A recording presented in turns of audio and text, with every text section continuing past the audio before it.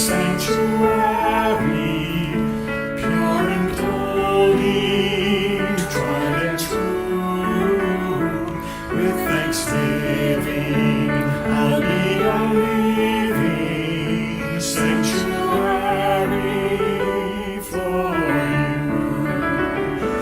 Lord, prepare me to be a sanctuary, pure and holy, tried and true. With thanksgiving, I'll be a living sanctuary for you. I am a temple, God's holy temple, for the Spirit lives in me. Created as the sacred dwelling of the Most High God. Lord, prepare me to be a sanctuary, pure and holy, tried and true. With thanksgiving, I'll be a living sanctuary for you. Lord, prepare me to be a sanctuary, pure and holy, tried and true. With thanksgiving, I'll be a living sanctuary for you.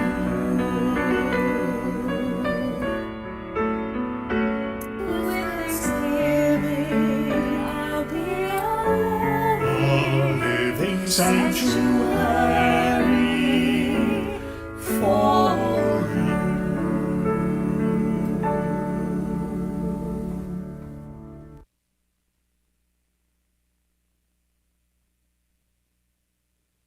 In every house I will enter for good. In every field I will do only good. By every river I will turn my hand toward good. This is a promise I will keep. This is a promise I will keep. This is a promise I will keep. I will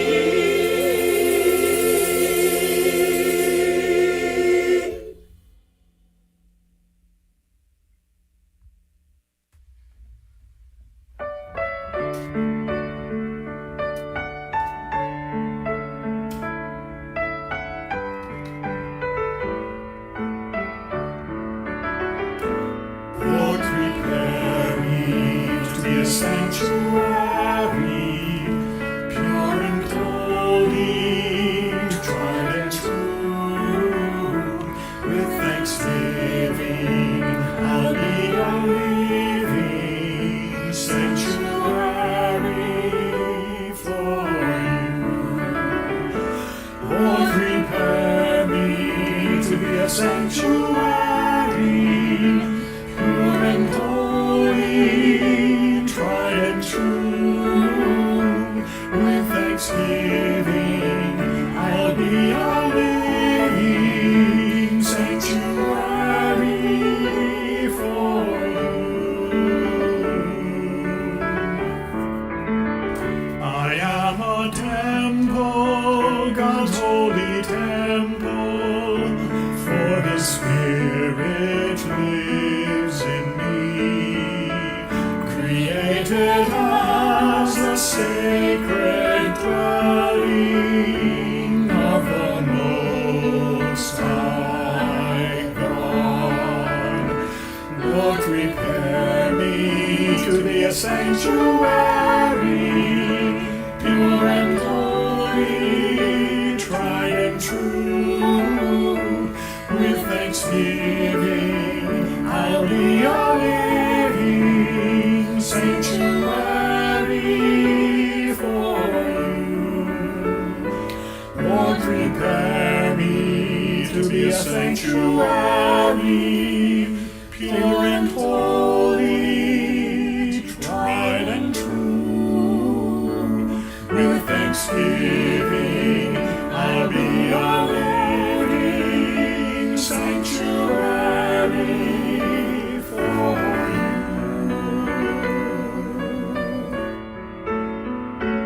With thanksgiving, I'll be A living sanctuary for you.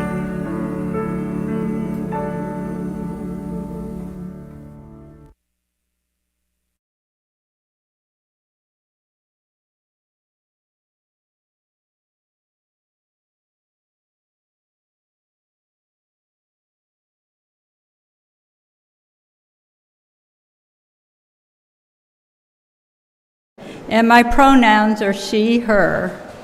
I'm an older white woman, and today I'm wearing black pants with a blue floral blouse and sweater. As we gather for worship, let's take a moment to turn and greet our neighbors, offering a warm welcome, especially to our newcomers and guests.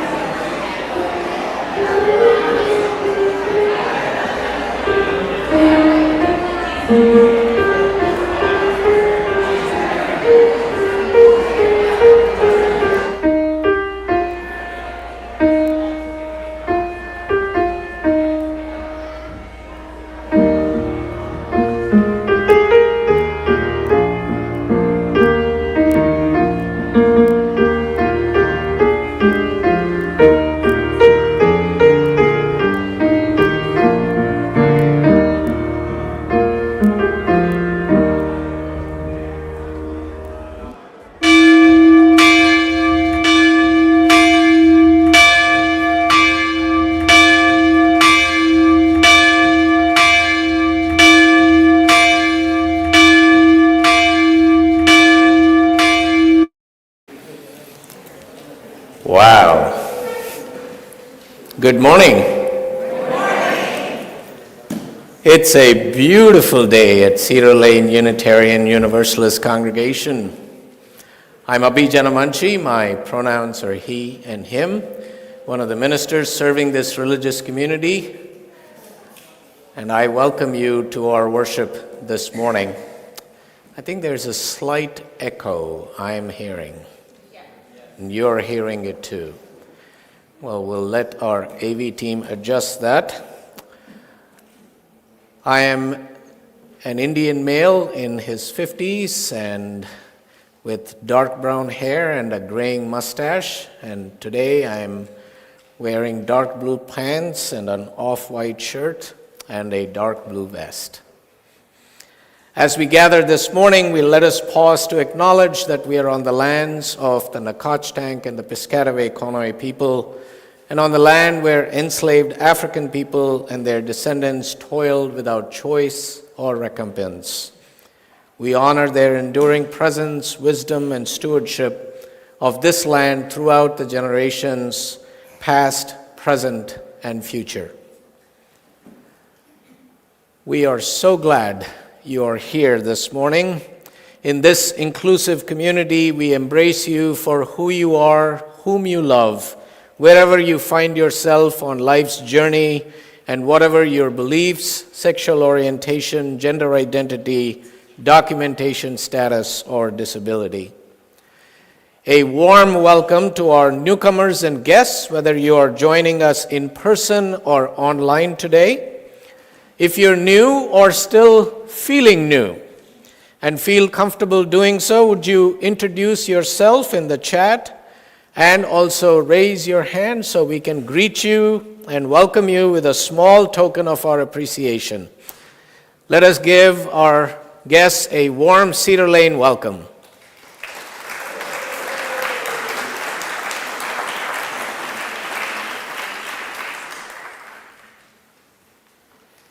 After the service, we invite everyone to join us for fellowship and coffee in our new fellowship hall and the deck outside. It's a great day to be out on the deck today.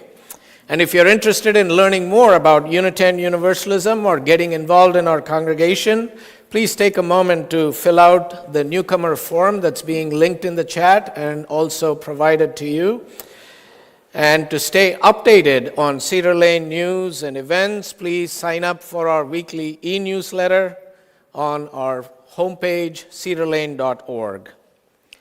And if you're feeling called to deepen your involvement and contribute to our mission, we invite you to consider taking the next step on your spiritual journey by becoming a member of Cedar Lane. Is this the time I do a call? An altar call, Reverend Ali, and say, those of you who are feeling inspired to join Cedar Lane, please rise and come forward, and we will have you join us with this ritual of signing the book. Woo! All right. All that drama. Your presence enriches our community, and we welcome you with open hearts. We will be available after the service right here if you are inspired to join this religious community. Our caring ministry team serves as an extension of our ministry here at Cedar Lane. Kay Gottesman, a dedicated member of the team, is present here today in person. Thank you, Kay, for your ministry. And I am delighted, chuffed, to have with us today the Reverend Kristen Grashel-Schmidt, who has deep... Yes!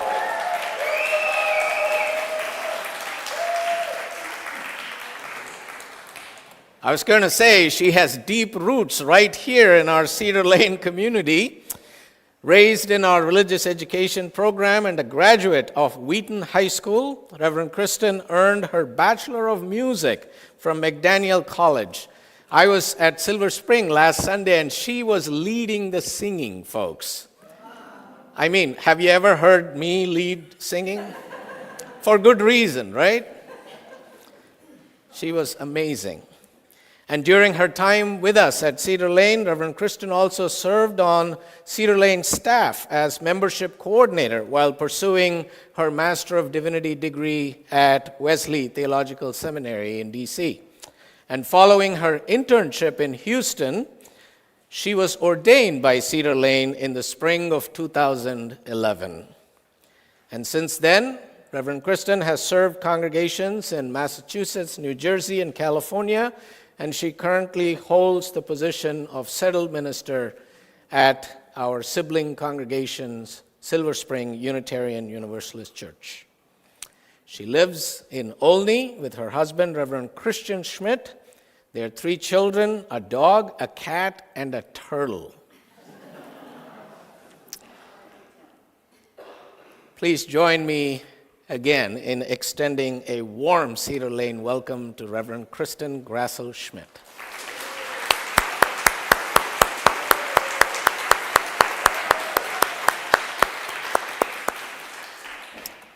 In this spirit we gather. In this spirit we begin.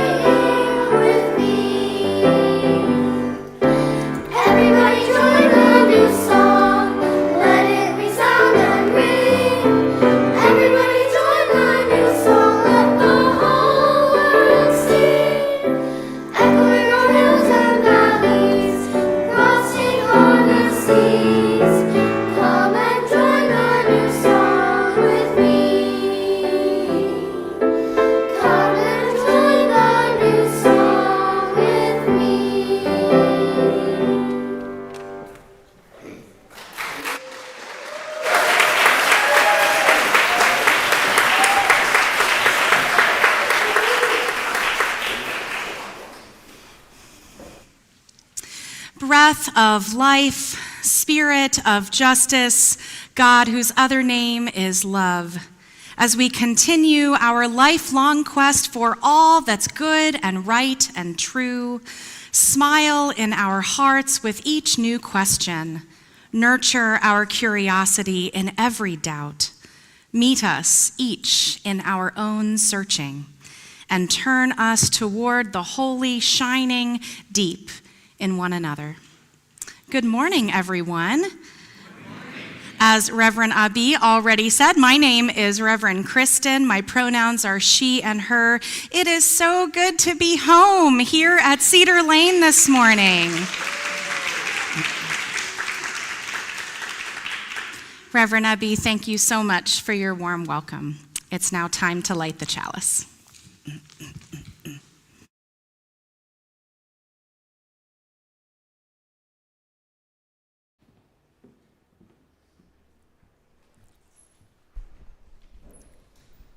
In our Unitarian Universalist tradition, whenever we gather, we illuminate a chalice as a beacon of our faith and community.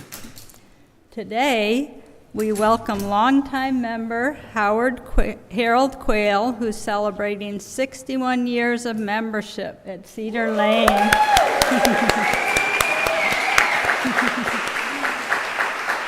Thank you, Harold, for lighting the chalice with your family. Please rise in body and/or in spirit to share the words on the screen.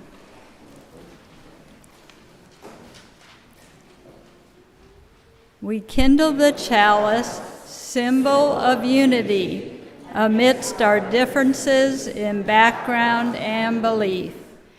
We unite with gratitude and hope, hopeful for a world enriched by diversity, hopeful for a world that celebrates our differences. Lord Jesus.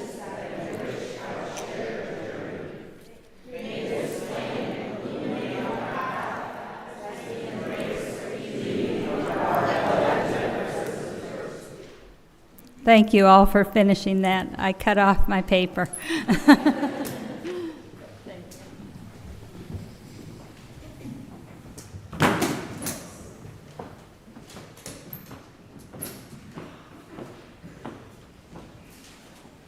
Good morning.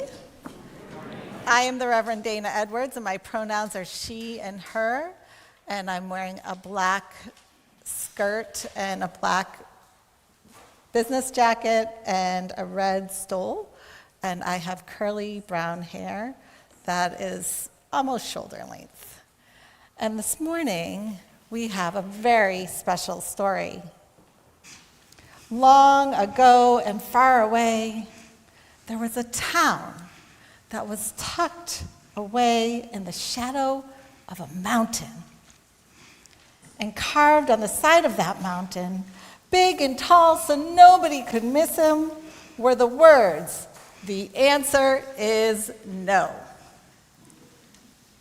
No one knew where the words came from or why they were there, but oh my goodness, the townspeople were glad to have those words there, because whenever the townspeople had a question, all they had to do was look up to the mountain and read it. The answer was always no. Well, this made decision-making very simple, and life went on very smoothly until one day. On that particular day, Ma Custis was about to make dinner for her family, and she just could not decide what to make. Has that ever happened to you? Anyone responsible for making dinner? You have no idea what to make? I get it. So Ma Custis went outside, she looked up at the mountain, and she said, I don't know what to make for dinner tonight. Should I make liver tonight? And the mountain said, the answer is no. Right? Okay.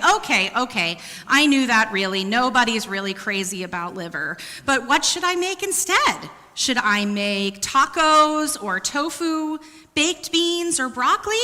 But still, the mountain said, the answer is no. Finally, she just gave up and she made liver anyway, because liver was the first thing she thought of. But she had had enough. Why is the answer always no? And she turned around and she stomped away to ring the town bell and call a town meeting. And when that bell rang, man, those townspeople, they loved their town meetings. So the whole town ran in. Seems to me we've got a problem, Ma Custis said. That mountain just isn't helping us like it should. Seems to me it would be nice if it said the answer is yes once in a while. Yeah, the townspeople were doubtful though, because, change, we don't know how we feel about change, especially something that is like, the way we've always done it. So after a while they thought some more, but then they agreed. And Mason Sharp, the stone carver, cleared his throat and said in his gravelly voice, I think I can do the carving if that's all right with you. And so it was. Mason spent the next 2 weeks chiseling and carving, and when he was done, the mountain said, the answer is yes! Mason rang the bell to call the town together, and once again they came running because they did love a good town meeting, and they all wanted to see the new sign. Ma Custis, who had started all this, came right up to the front of the crowd, and she figured she ought to be the one to ask the first question. So she stepped right in front of the mountain, looked up and asked, "Should I make liver for dinner tonight?" And the mountain said, the answer is yes. "But Pa Custis told me he'd never forgive me if I made liver for dinner again. And all my kids threatened to hide in the barn for a week. Should I really serve liver?" And the mountain said, The answer is yes. Ooh, but the townspeople, they began to grumble. They did not like the sound of this. "I can't," said Ma Custis. "I cannot serve liver again. I promised I wouldn't. Are you telling me I should break my promise?" And the mountain said, the answer is yes. "This just isn't right," Ma said. "What are we going to do?"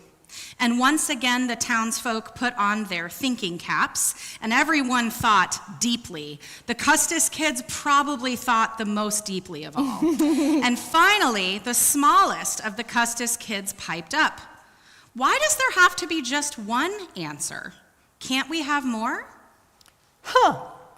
No one had ever thought such a thing before. They mumbled and they grumbled and they talked to themselves. Finally, they decided that the mountain ought to say, the answer is sometimes yes, and sometimes no, and sometimes wait and see, and sometimes I just don't know.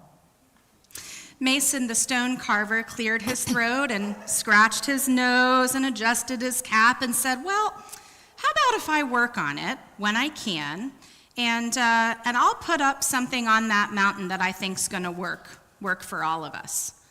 And so it was. And from that day to this day, the mountain said, the answer is under construction.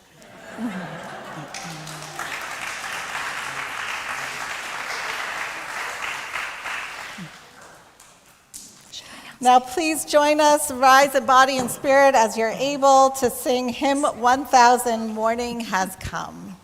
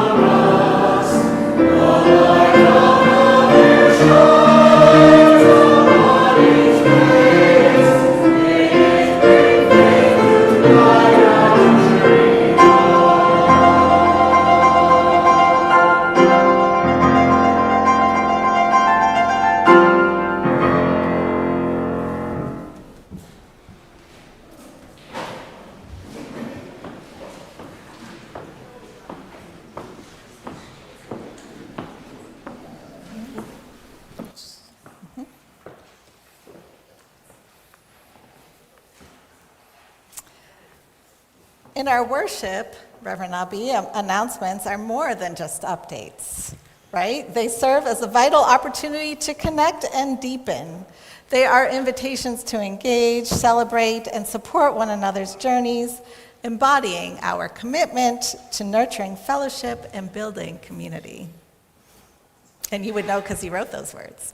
Well, in that spirit, the auction team would like to thank all who participated in the most fun-filled homecoming event that we've had at Cedar Lane last night. And a special thanks to Travis Plager, who DJ'd and also was the auction caller last night.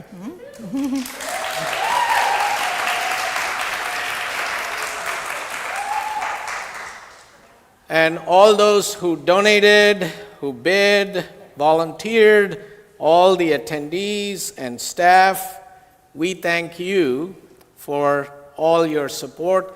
And let us really take a moment to acknowledge, recognize the auction team that put this whole shindig together. Please, let's give them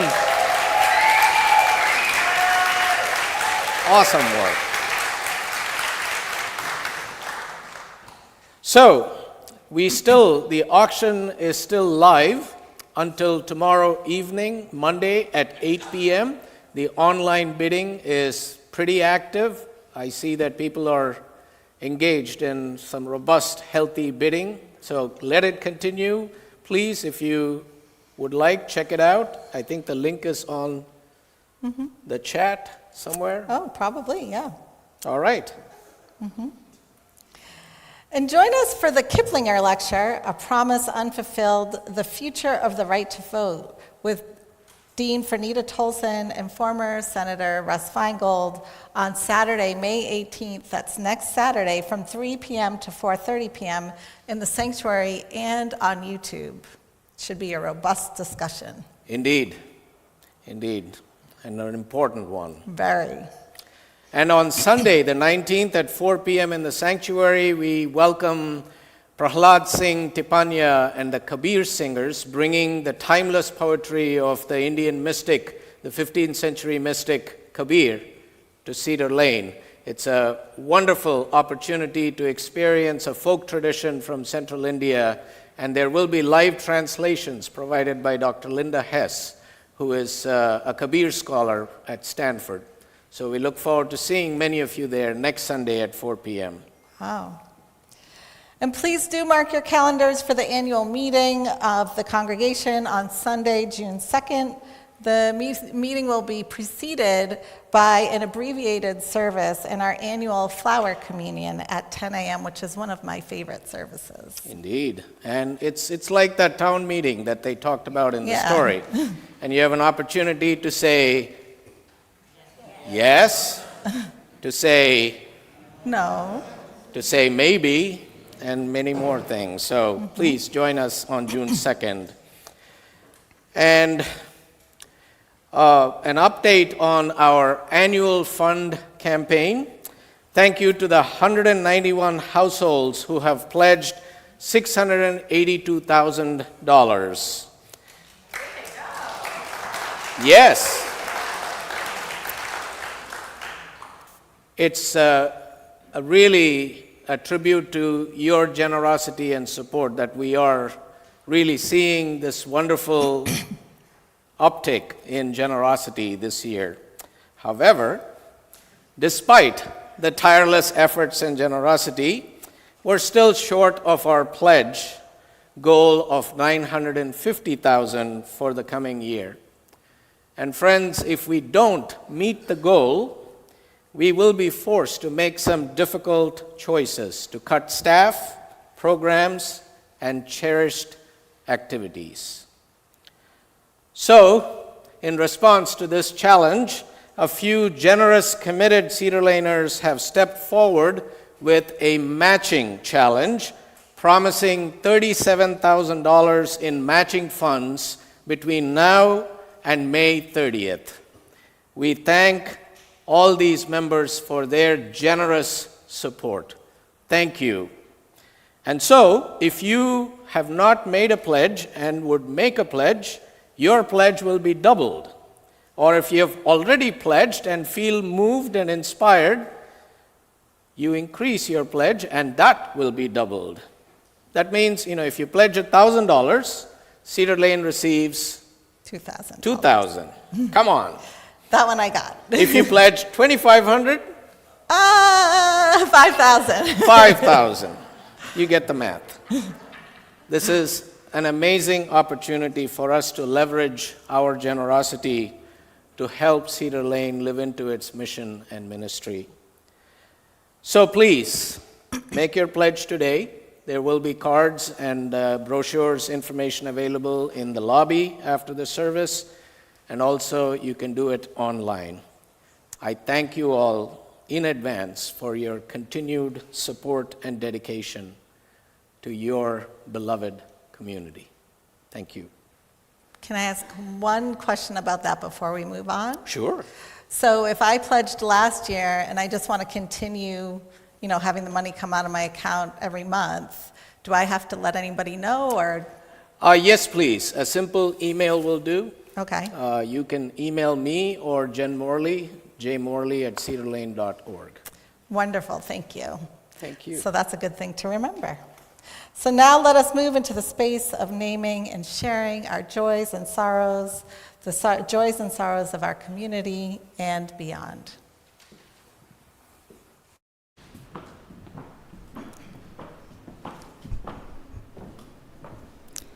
Let us center ourselves in this moment, invoking the sources of love within, among, and around us. In this beloved community where we find connection, meaning, and solace, we hold sacred space for one another, sharing in each other's joys and sorrows, acknowledging the ebb and flow of life's journey. We mourn the loss of beloved member Kathy Simpson, who passed away on April 23rd at the age of 97. Our hearts are with Ann Meyer as she grieves the loss of her older brother, Donald Joseph Meyer, 99, who died last month in Minnesota. We hold Pat Spriggs in our hearts as she receives hospice care, extending wishes of comfort and peace her way.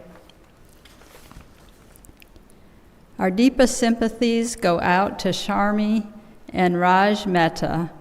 Sharmi's beloved brother-in-law, Sudhir Desai, passed away last week in Goa, India, after battling persistent occurrences of cancer.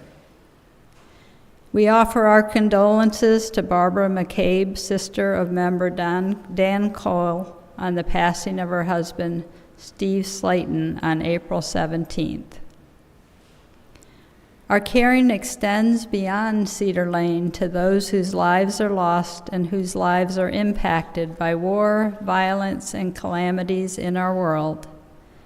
We hold in our heart all who have perished in the unprecedented violence across Gaza, Israel, Ukraine, Russia, Haiti, Sudan, and the Democratic Republic of the Congo.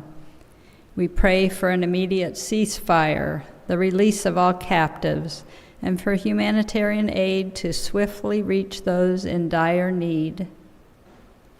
May these friends of ours, our companions in the world, and all the joys and sorrows we carry in our hearts be held in the embrace of silence and prayer. As we enter the silence together, those who are mourning a loss or marking the anniversary of a loss are invited to rise in body and/or in spirit and speak their names into the silence. May we hold the silence as the silence holds us.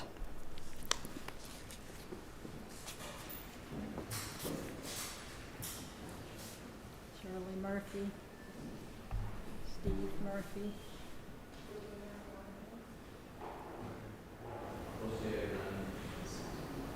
Jahnavi.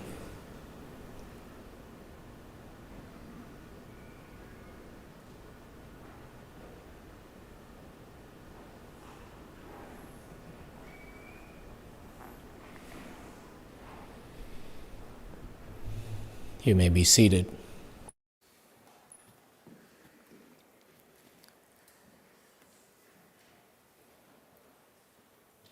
Would you join me now in the spirit of prayer, reflection, or meditation?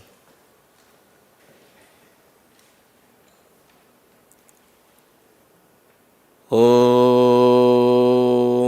Tvameva Mata Cha Pita Tvameva Tvameva Bandhuscha Gurus Tvameva Tvameva Vidya Dravinam Tvameva Tvameva Sarvam Mama Deva Deva.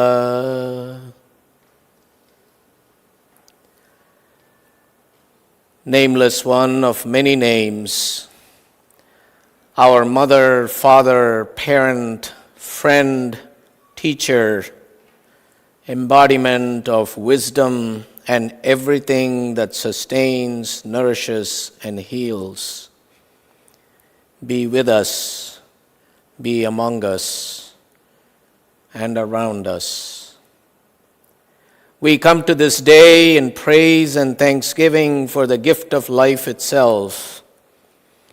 We honor the process of birth in its many forms and the many amazing creations that we manifest into new life. People, art, books, communities, and more. All of us have been nurtured in our time.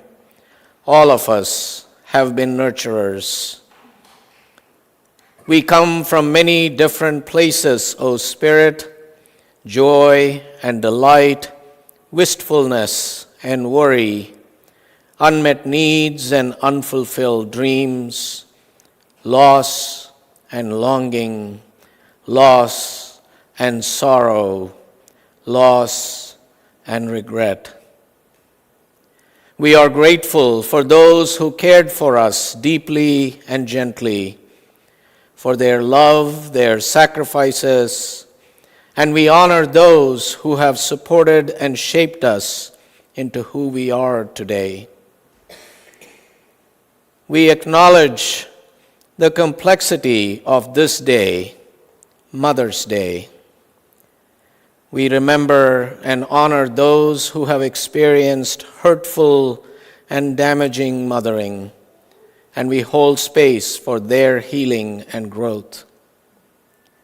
We sing the songs of so many mothers who are single parents, adoptive parents, foster parents, trans and non-binary parents, refugee and incarcerated parents. We rejoice in mothers who rejoice and mourn with mothers who mourn, and all those who attend to the needs of children in various ways, grandparents, aunties, uncles, teachers, and more. We acknowledge those who through choice, chance, or circumstance have not been mothers. We hold in our hearts those who are struggling with infertility, loss, and maternal health issues. May they all find comfort and solace in our community's embrace. We grieve with those who have lost children, those who long for children, and those who cannot be with their children on this day. May they find strength and resilience in the midst of their pain. And we lift up the voices of grieving mothers who have lost their children to senseless violence and injustice and war here and abroad. May they find hope in our collective efforts and solidarity to create a more just, peaceful, and compassionate world. Spirit of life and love, we speak your multitude of names, a chorus of what you have meant to us. In the silence, hear your names as one by one we say aloud or silently the names of those who nurtured us, in appreciation, in acknowledgement of all we did and did not receive. In the silence, let us remember, rejoin what has been separated. And if you wish, after a time, say the name of your mother or parent, or say the name of the one who nurtured you. Let the silence hold us.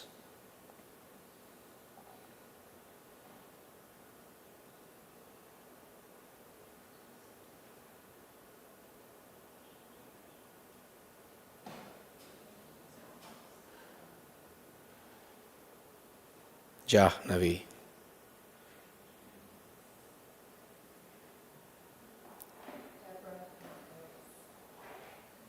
Vardhani. Susan.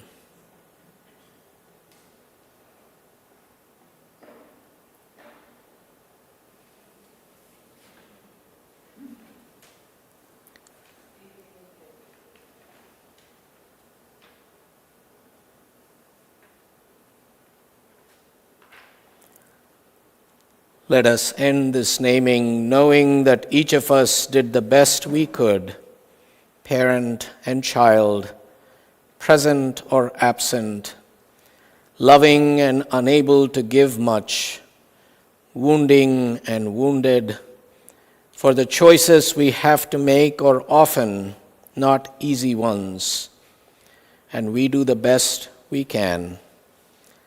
Let us let it be enough. Om Shanti Shanti Shanti. Om Shanti Shanti Shanti.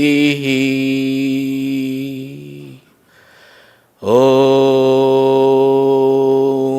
Shanti Shanti Shanti.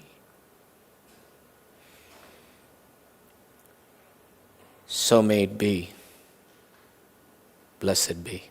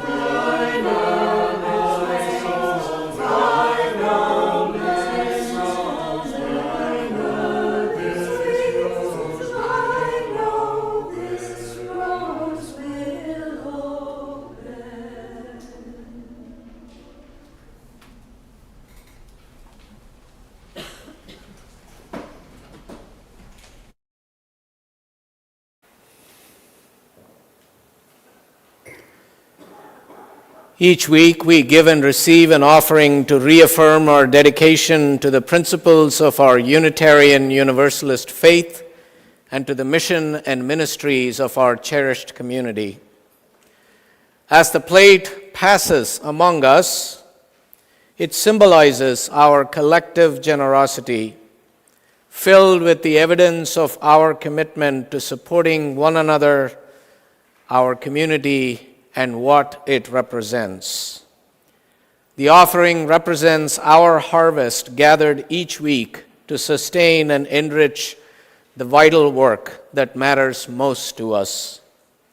Today we are honored to share the plate with Unitarian Universalists for Social Justice, UUSJ.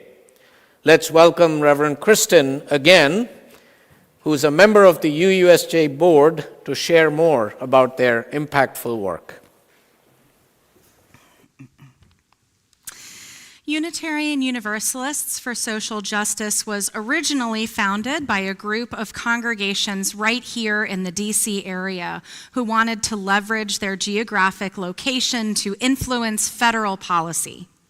About 2 years ago, UUSJ adopted a new organizational model that is open to UUs around the whole country, not just those positioned here close to the Capitol who want to bring our values to the Hill.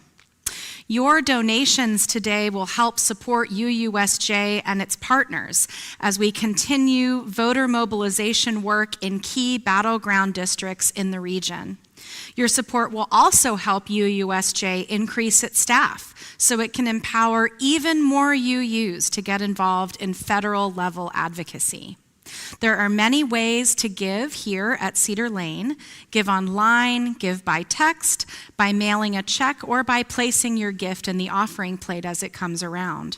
However you choose to give, we are thankful for your support. The offering will now be gratefully given and received.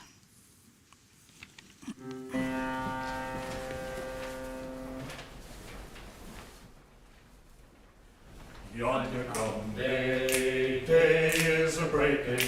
Yonder come day, oh my soul. Oh, yonder come day, day is a breaking. Sun is a rising in my soul. Oh, yonder come day, day is a breaking. Yonder come day, oh my soul. Oh, yonder come day, day is a breaking. Sun is a rising in my soul. I'm singing yonder come day, day is a breaking. Yonder come day, oh my soul. I'm singing yonder come day, day is a breaking. Sun is a rising in my soul. Day is breaking all around. I'm singing sun is rising in my soul. I'm singing day is breaking all around. I'm singing sun is rising in my soul. Day is breaking all around. I'm singing sun is rising in my soul. Day is breaking all around. I'm singing sun is rising in my soul. Oh, yonder come day, day is a breaking. Yonder come day, oh my soul. Oh, yonder come day, day is a breaking. Sun is a rising in my soul. Day is a breaking. Sun is a rising in my soul.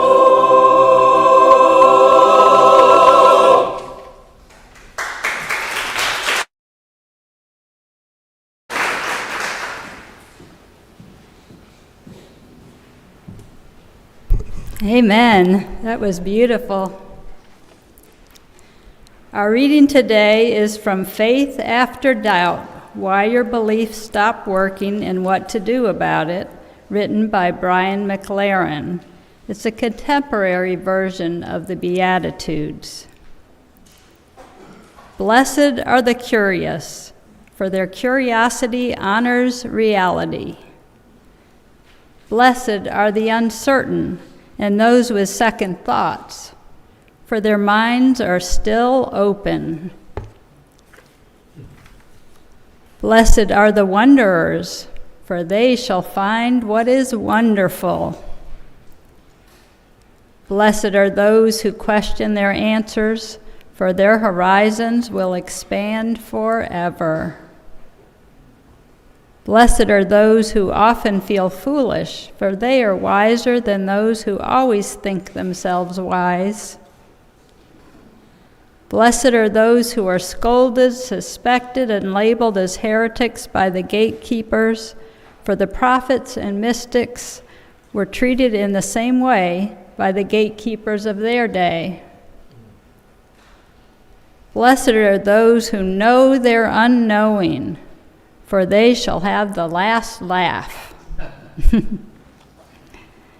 Blessed are the perplexed, for they have reached the frontiers of contemplation. Blessed are they who become cynical about their cynicism and suspicious of their suspicion, for they will enter the second innocence. Blessed are the doubters, for they shall see through false gods. Blessed are the lovers, for they shall see God everywhere.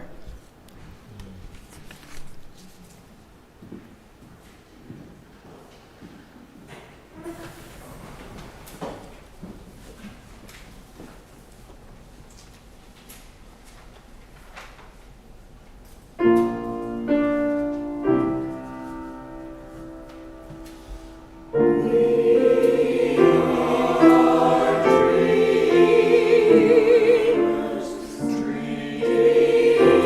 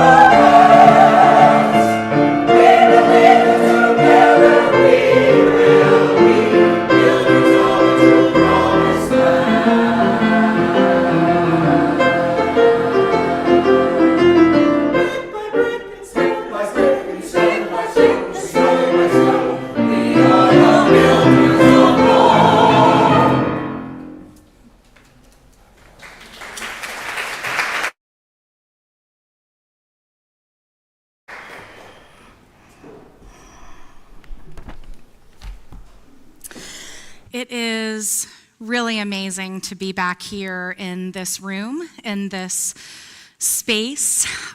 This is where the reception for my wedding was held, this room. My wedding was in the children's chapel. I grew up in this congregation. I have so many memories here in this sanctuary, and it just does my heart so proud to see it in its current state. You all have done an amazing thing renovating this campus. It's really, really beautiful, and I'm so glad to be here. This is a congregation where love has worked in my life, in my family's life, and I just want you all to, I want to be sure you all know how lucky you are with the three ministers that you have here. Reverend Abhi, Reverend Ali, Reverend Dana. I think sometimes congregations don't know the blessings that they have. This congregation is blessed indeed with your leaders. So during the pandemic lockdown, which seems like yesterday and also like so much farther away, one of the ways I cared for my spirit was by listening to podcasts. And of all of them, the most powerful for me was called The Confessional by Nadia Bolz-Weber. A Lutheran pastor whose ministry has always been about serving those whom the church traditionally excluded, Weber called her podcast a no BS space for people to talk about the moments in our lives we are least proud of. You can imagine how many people were beating down her door to get on her show. The episode I still think about nearly 4 years later was her interview with Megan Phelps Roper. Megan was raised in the Westboro Baptist Church, a fundamentalist church founded by her grandfather that's best known for things like protesting at soldiers' funerals.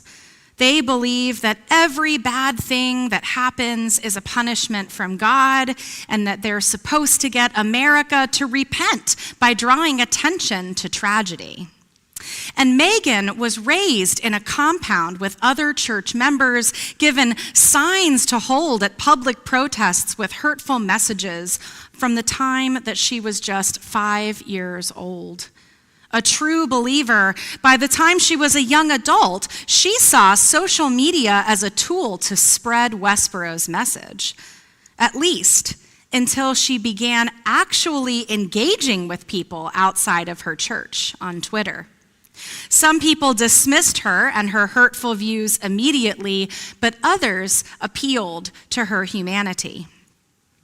A few months into her Twitter evangelism, the first big crack in her belief system began to form. Someone on Twitter sent her a photo essay about a famine in Somalia. The first picture was of a starving child, and it really affected her. Her church seemed to delight in these tragedies, but she noticed that people on social media were filled with something that was missing from her church, and that thing was compassion. Compassion seemed to be missing from Westboro's message, but she was finding it on Twitter. Megan went on to leave the Westboro Baptist Church, which for her meant also leaving almost her entire family. She rejected the faith she was raised in, letting go of a lot of what she had been taught to believe, adding in new beliefs she'd examined for herself, and it's clear that the process has been painful for her. It's also clear that it's given her purpose. She's now a political activist who speaks publicly in support of many of the groups she grew up protesting. Megan Phelps Roper's experience deconstructing and reconstructing her faith is much more extreme than most. She had to leave everything she knew in order to follow where truth was leading her.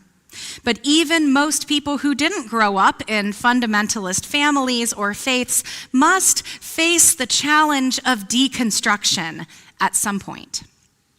A lot of people find congregations like this one, like the congregation I serve, after they've begun their deconstruction, attracted to the pluralism and mutual acceptance and appreciation for diversity of so many kinds. Since our free faith encourages us to make our search for truth a lifetime project, let's think about that process, shall we? In the 1950s and 60s, a philosopher named Paul Ricoeur developed a three-stage way of understanding how people approach truth. The first stage he named the first naivete. This is a stage of understanding when we just simply accept whatever we've been taught, whatever that happens to be. This is a pre-critical stage. Ricoeur's second stage is criticism. People in this stage notice the contradictions between the beliefs they were raised in and the realities in the world and the people around them. They no longer accept some or all sacred stories and teachings at face value. The critical stage of meaning-making can be so difficult that many people just stop right there. Some stop out of anger. Some stop out of fear, afraid maybe of being misled once again. But for Ricoeur, there is a stage beyond criticism, and he calls it the second naivete. People in this stage accept the wisdom that criticism has taught them, but then continue on searching for truth. In this post-critical stage, sacred stories and texts and rituals function not as literal truth, but as symbols that point to a deeper truth. I've heard it explained this way. People who wear glasses don't look at their glasses to see the world better. They look through them. In the same way, we can look through sacred texts and rituals and stories to perceive new truths. Deconstruction and reconstruction have been on my mind a lot lately. As this country and indeed our world become more divided, as people hold ever more tightly to their positions on the issues, I can't stop thinking about Megan Phelps Roper's story. Because it wasn't the people who asked her how she could be so stupid to believe what she'd been raised to believe that helped her. It wasn't the people canceling her or trying to make her feel bad about herself. It was the people who appealed not to her convictions, but to her humanity, the people who showed her compassion. I can't even count the number of times I've asked myself, how can somebody believe that about one thing or another? And yet I look back through my own life and my own journey of becoming, and I find plenty of things I used to think that now embarrass me. Maybe you can relate. A friend and colleague of mine is fond of saying that humans move through the world like giant projection screens, projecting our own fears and insecurities in our interactions with other people. So perhaps if we find ourselves asking, how could anybody believe that? Maybe we're also asking, how could I ever have believed that? Or maybe, could I ever have believed something like that? If I'd been born to a different family with a different identity, raised a different way, would I believe that? There are a lot of things that make deconstructing and then reconstructing faith hard. But I think the hardest part is the inner work. That's the work we must do to find humility and compassion for ourselves as well as others. Not for the beliefs. I'm not suggesting we work on finding compassion for the idea that anyone deserves to suffer or that some people are less worthy or human or important than others. But I'm not sure how to continue growing as a kind, open, loving person without finding compassion for the living and breathing people who do believe those things. We are living in a time when extremism of all kinds is spreading rapidly. And as the climate crisis on this planet intensifies, the threat of extremism will only grow. But our call as religious liberals is not to create a haven for people who think and believe all the same things we do. Our call is to work for our values in our communities through advocacy at the local, state, and national levels, but also in our relationships with our neighbors. And in doing that, we encounter people who believe things that make our toes curl. We are going to encounter people who don't respect us for who we are or what we believe or who we love. And I can't tell you how many times I've been told I'm going to hell because it's a sin for a woman to serve as a pastor. And my first thought is always, man, if you knew more about me. Lord have mercy. Humor aside, does that bother me? Yes. Should I allow that energy to dictate my response? Well, I'm human, so sometimes I do. But if our focus is a better world, then I think we must each find our own way to engage meanness strategically. We cannot control what other people do or say, but we can practice getting in touch with our own minds and our own feelings so that we can choose how to respond. We can choose to respond in ways that exacerbate extremist tendencies, or we can choose to respond in ways that interrupt them. All right, everybody get ready because I am about to get real. I hear people all the time ask me why Unitarian Universalism is not a larger, better-known religion. And I have some theories, and I think part of it is the reputation that liberals have for a kind of arrogance. Even if someone manages to make it to the critical stage of meaning-making, even if they're interested in constructing a new faith, why on earth would they want to join another community that thinks other faiths aren't enlightened as they are? That thinks we're better than everybody else? That's what people sacrifice so much work and work so hard to leave, just in another form. The presidential election campaign is revving up, my beloved people, and it's going to trigger all sorts of stuff inside of each of us. Has it already? I know it has for me. Anger, fear, revulsion, resentment. We are going to encounter people in physical and virtual spaces who will do and say things that will upset us deeply. Have we done the work? The day-to-day work it takes to stay centered amid what may be coming? Are we prepared to respond in ways that are informed not just by our emotions, not just by our righteous indignation, which is righteous, not just by our egos, but by our values? If ever there was a time when the world needs people to be their best selves, it is now and in the days to come.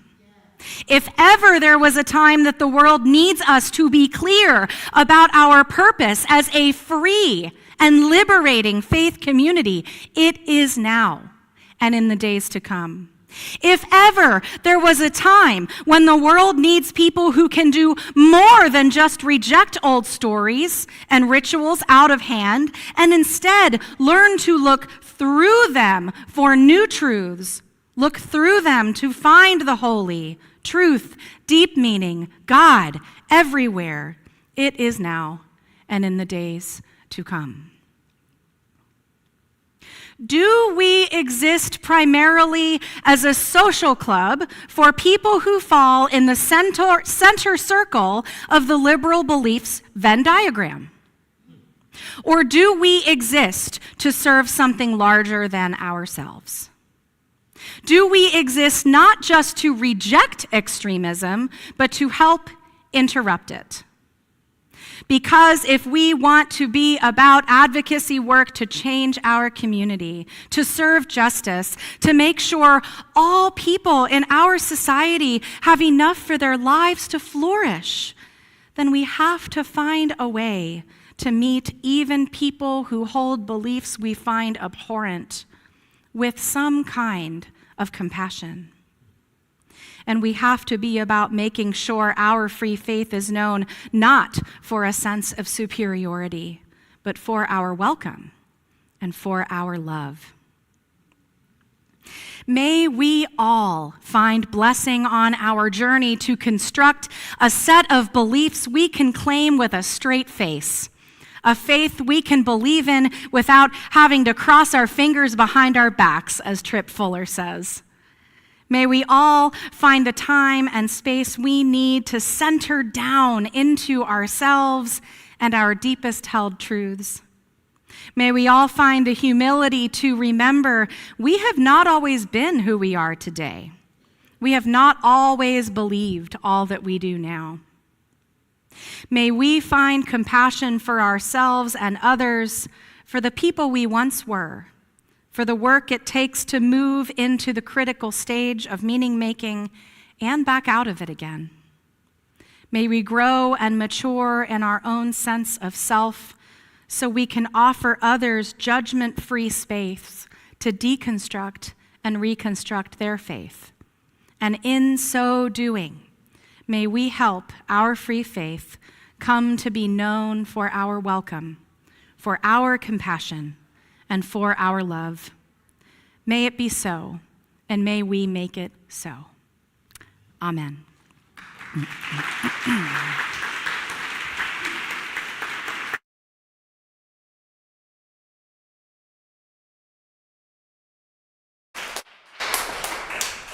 rise in body and in spirit to sing Love Will Guide Us.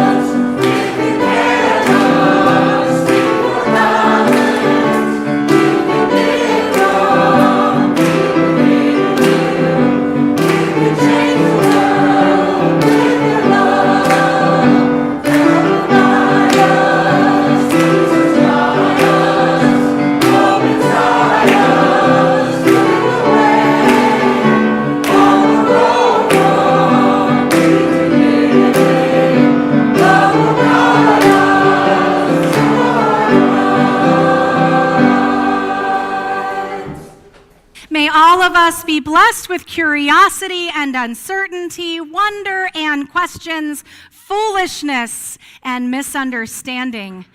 May we be blessed with unknowing and confusion, cynicism about cynicism and suspicion of our suspicion. May we all be blessed with doubt and love as we seek the truth wherever we can find it. Our worship is now over, and our service begins. Go now in peace. Amen.